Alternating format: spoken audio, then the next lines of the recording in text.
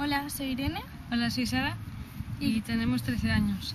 Y queremos recomendar el libro de Diferente de Robinson Wells. El libro trata sobre un chico llamado Benson que tiene 17 años y es huérfano.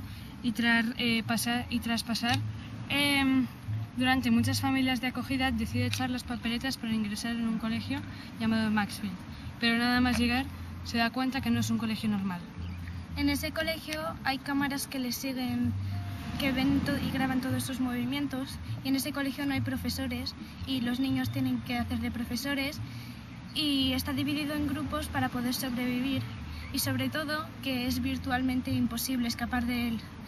Y cuando Benson descubre cuál es el secreto de la escuela, se da cuenta de que no seguir las normas es la muerte, pero seguir las normas puedes tener un final peor que la muerte.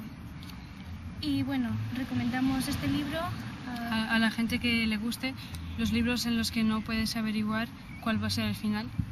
Y también queremos decir que el final es un final abierto.